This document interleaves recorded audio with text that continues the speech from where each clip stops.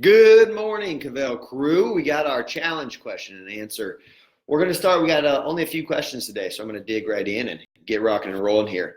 Number one, is it okay to take my breakfast and lunch and separate them into 4 smaller meals so it's spread out a little throughout the day? I feel like in the mornings and lunch, if I eat all I'm supposed to eat I get hungrier faster than if I separate my meals so I don't eat so much at once. So here's the deal. The short answer is yes, that's fine. Here's why I don't prefer that for most people, though. So number one, the reason that a lot of people get hungry in between meals is quite simply because, number one, they either don't eat the right amount of food, but let's assume you're eating the right amount of food because that's what you said you're doing. So I'll assume that that is the case.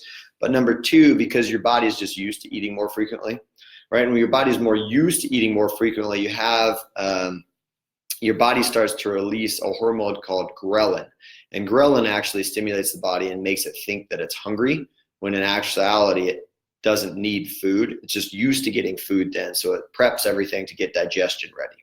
So again, we're in week 6 of this challenge. And if you've been not eating small meals throughout the day consistently for the past 5 weeks or so, that ghrelin should start to be diminishing. But if you've continued to eat those small meals, your body's just used to that. Whatever your body gets used to is what your body's used to. And so that's when it's going to release the hormone and get ready for digestion. Okay, so what I would recommend, the second reason is people typically eat more food when they eat small meals throughout the day. And again, unless you're measuring your foods and that type of stuff, you usually eat more food. And then number 3, you actually don't give your digestive tract time to kind of recover, right? So those enzymes need to get replenished. Your body and digestive system need to break. When you're digesting, you're in the parasympathetic kind of system, nervous system, and then you got 2 systems, parasympathetic and sympathetic. And so, when we're tired and recovering and all that type of stuff, we're in that relaxed state. Whereas when we're going to go run or jump or work out or all that, we're in that sympathetic state. And so we want to make sure that those are like not always switching back and forth frequently, which is what happens when you eat a lot, is your body's like trying to be in one, but in reality it needs to be in the other, right? And so you just want to be careful of always having food in your stomach, always kind of making your body switch back and forth as fast as possible between these two, or competing between the parasympathetic and sympathetic nervous systems. So what I recommend is you sit down, you eat. That's a one-time event for breakfast. Then you go on with your day, get your body digested, let it kind of clear out, let it do whatever it's needed to go to work, right? Get into sympathetic mode. Eat lunch, take a break, eat lunch, let your body recover, digest, boom, then get back into sympathetic mode, and then do it again for dinner. It's just a better way to do things from a gut health standpoint.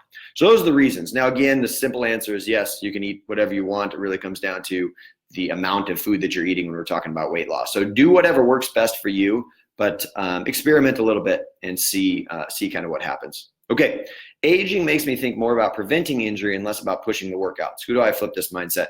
I'm not sure you need to flip that mindset. I mean, I think that preventing injury is an important thing, but what you want to start doing is as you get stronger, you start to push the envelope a tiny bit, right? So just a tiny bit. You say, okay, great. Well, this is what I did last time. So let's say I was doing split squats with an assist, and now I'm going to do no assist on the way down, and then I'll use the assist on the way up, right? So it's just a slow progression. I don't think you don't really need to necessarily push it to the max degree. You just slowly start to work your way up, and that's going to help you get stronger. It's also going to help prevent injury, which are important things. Okay, so I don't think you need to flip the mindset. I think you just need to start looking at what's the next tiny little step that I can take.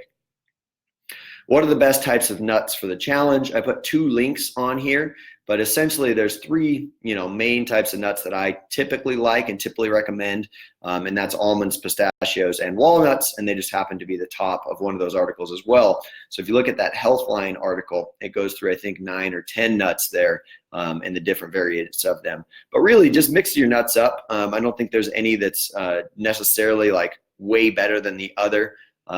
Peanuts tend to have a really high omega-6 ratio, so I would stay away from peanuts for the most part. I know they're on that list, but I don't necessarily 100% agree with the peanuts on there. Peanuts are a legume, which doesn't really matter, but they are really high in omega-6s versus the omega-3s, and the closer we can get that omega-3 to omega-6 ratio, the better. And then I put the nutrition.org on there as well. There's a bunch of research on that, on different kind of nuts and what they do. Other than Pinterest and just Googling, are there any good, clean cookbooks or sites you like for healthy recipes? I like the How Not to Die cookbook. It is a vegan vegetarian cookbook, but you can always add some type of protein or meat to it.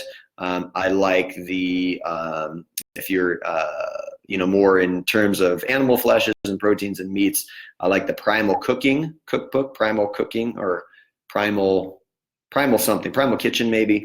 Anyway, it's by Mark Sisson. Mark Sisson, the primal stuff is good. There's some really good stuff in there. So those are two good ones that you can find some good stuff. And then there's a lot of good stuff on the Precision Nutrition website, and they have a cookbook as well, Precision Nutrition. So those are three good ones that I really like. And then cheat meal, why is it important? So here's the deal. Number one, I don't ever like to call it a cheat meal because you're not cheating on anything as long as it's planned, right? So like when you cheat on something, typically it's like you're doing something bad, and we're not doing anything bad here. So I like to call it a free meal. It's just semantics, but sometimes semantics are important, especially when we're talking about self-talk and what we're doing here. So I like to call it a free meal. The free meal is very important, and a lot of people don't understand this. So I appreciate the question. When you do the free meal is to bump up the metabolism and give you a mental and emotional break. So it's a difficult thing to really focus in on anything for a certain amount of time, especially in today's day and age when we have so many temptations coming at us, food or otherwise. And so it's good to have, it's kind of like, if you inflate a tire too much, at some point you got to let a little bit of the air out. Same thing here. We're letting a little bit of the air out. We're decreasing the pressure emotionally, physically, mentally, psychologically, we're just decreasing the pressure.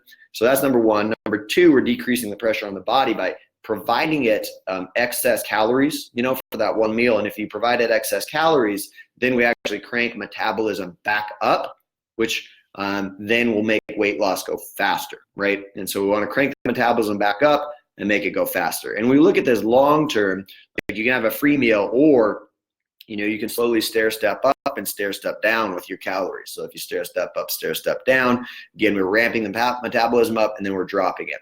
So if you look at and you say, okay, who has the fastest metabolism in the world? And if you guys have ever seen like those shows where you got those, 500, 600, 700 pound people who can't even get out of their bed.